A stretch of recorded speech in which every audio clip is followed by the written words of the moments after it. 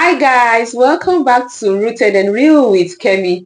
So what stage of the plan to immigrate to Canada are you? Are you in the beginning stage, the mid stage, or you're well advanced in your plans to come to Canada? But no matter what stage that you are in today, borrow one chair, draw closer. Let's talk. Let's have a tete-a-tete. In today's video, I'll be sharing with you how to survive your first few months in Canada, from finding your first job to where to live, as well as budgeting smartly, so that you can start your new life here in Canada with better confidence.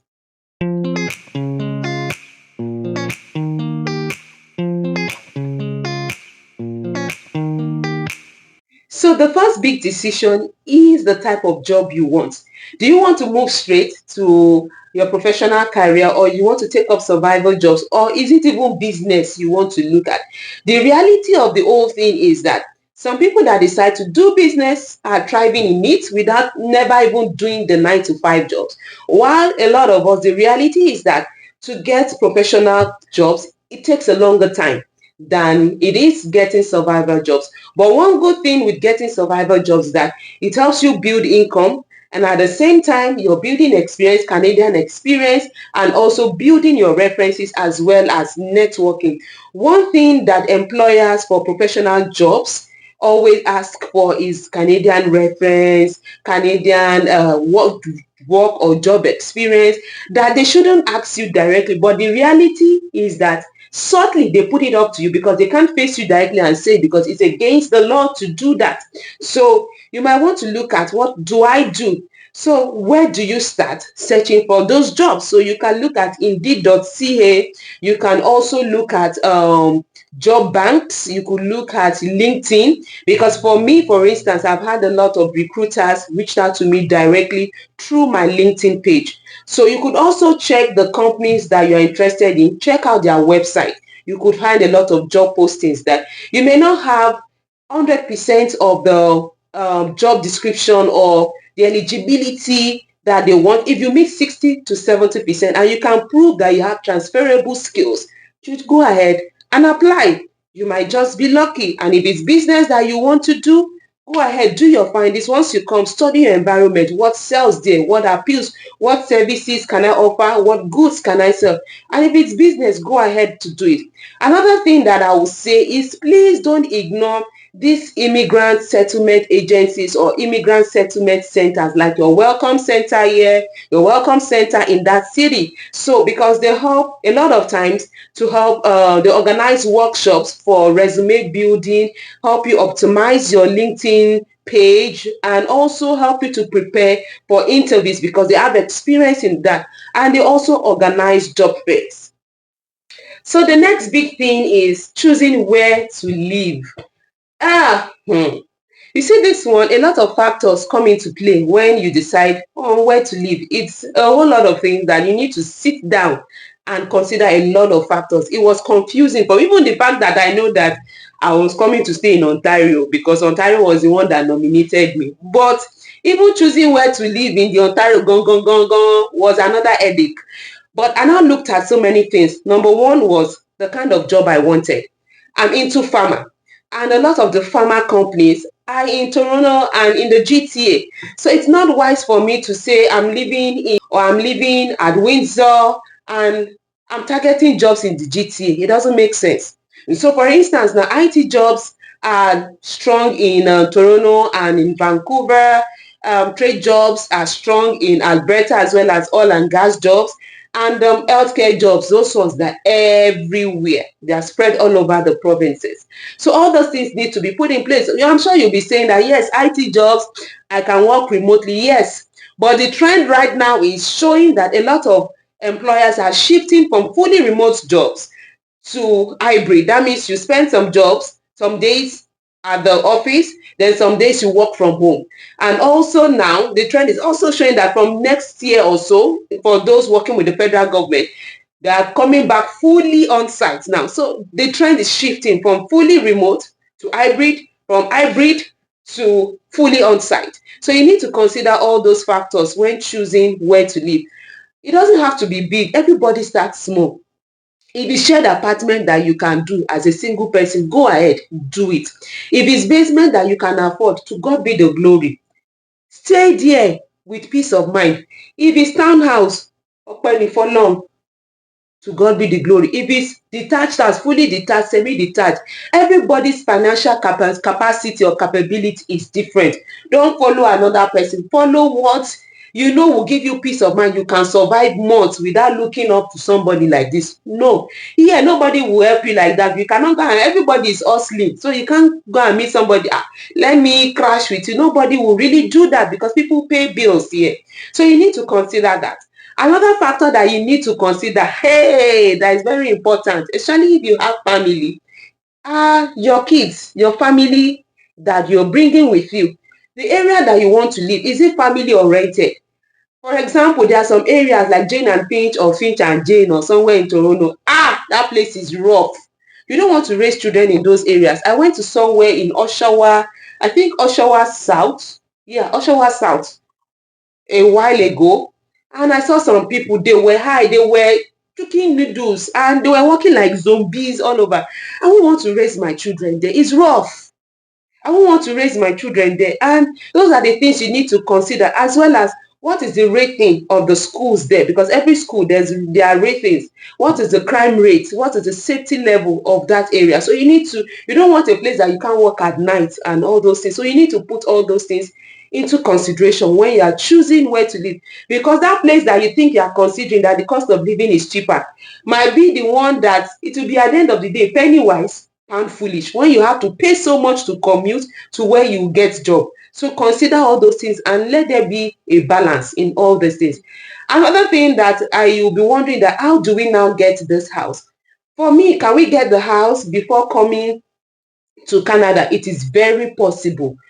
For me, I got, and my family, we got the present house that we are staying way before we got here to Canada.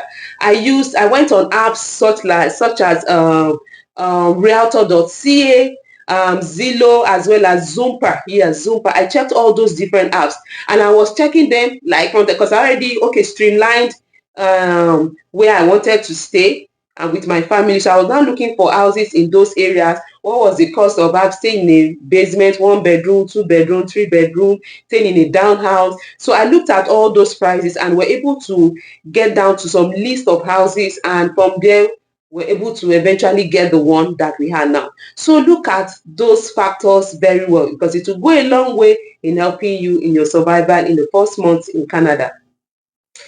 Hey, another one, very critical, budget and cost of living.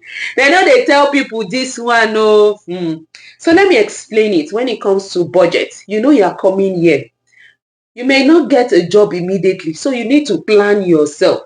Before I got to this country, I had planned a lot of things, starting from rent. My husband would see me then, I was always writing. I had a book, long sheet read. I was writing everything from houses, from rent. Okay, we are selling in this particular place. I was checking all those sites, apps. Okay, I listed the different accommodation, the different houses that we wanted and all that. I listed everything like that. So I needed the price. Okay, our rent should not exceed this amount. It's between this range and this range. It must not exceed. This is what we should be paying monthly. That rent one was very important. Number two, groceries and household items and setting up initial. I know you're coming, you may get a furnished apartment, but I always want to get an apartment. I was aiming to get somewhere that was not furnished. I could do it to my own taste and all that. So I was checking sites, Amazon.ca, Bricks, Wayfair, everything. I was checking them like that. I was getting prices of the different items. How much is it to buy this one? How much is it to buy mattress? How much is it to buy bed frame? How much is it to buy chairs? Even up to throw pillows and all that. I had an average. I wrote everything down.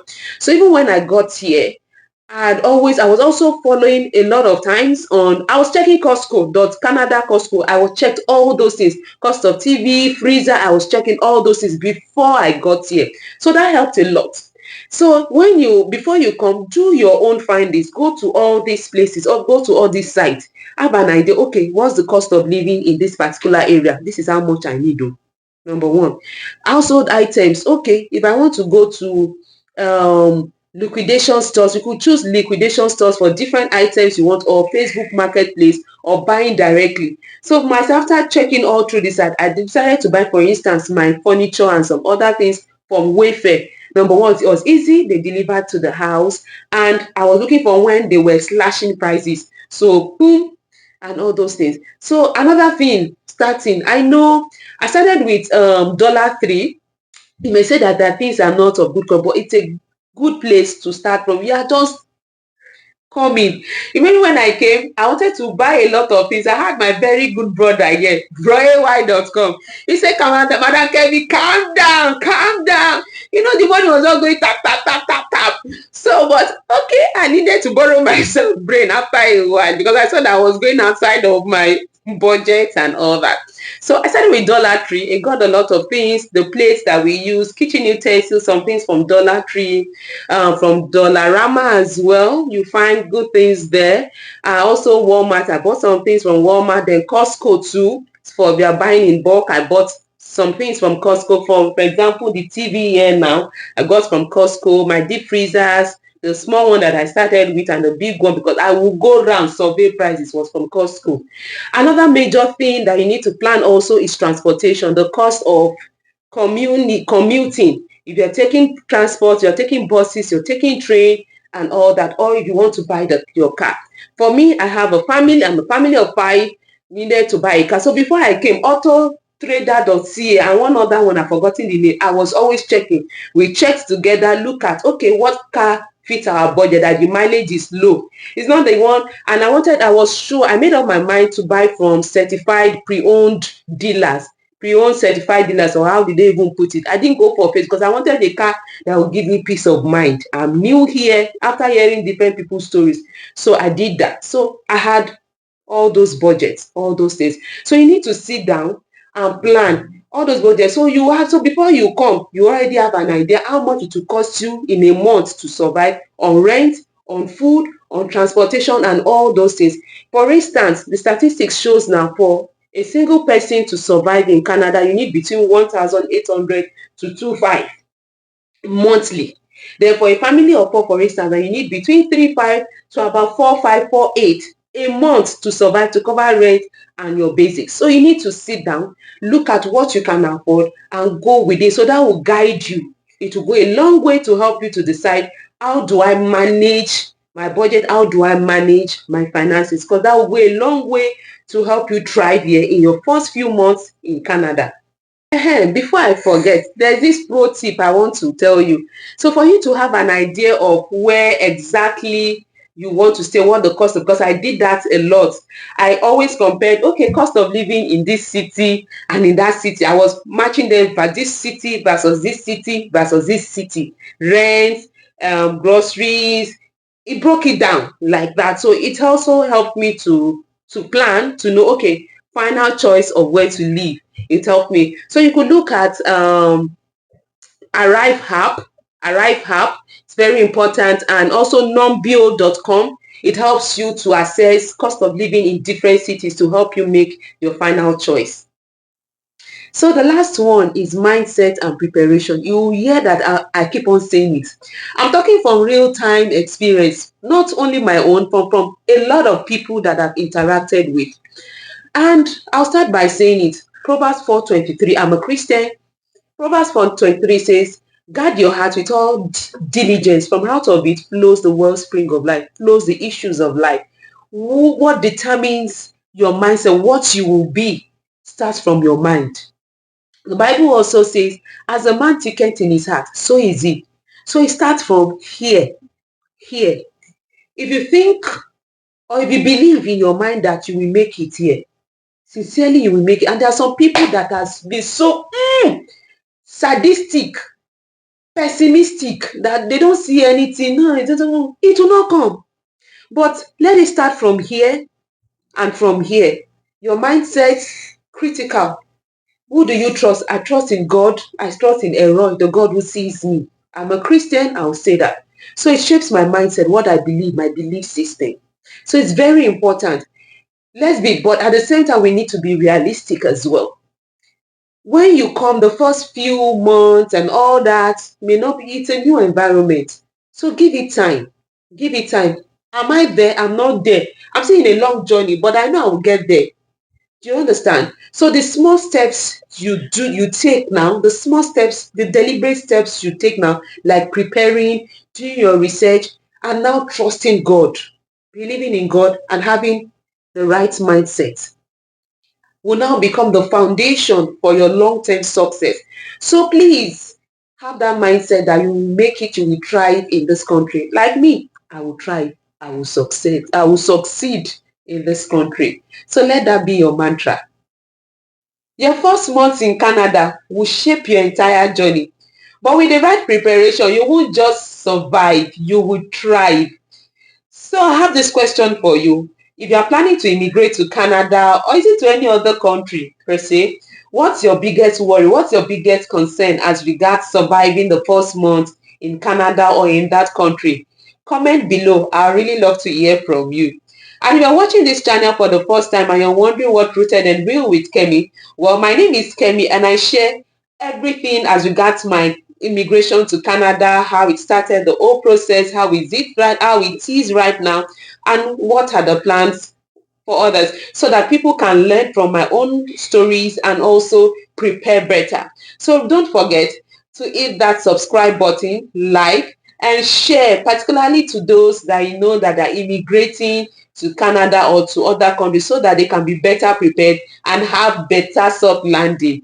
Remember, until next time, stay rooted, stay real, and stay you. Bye.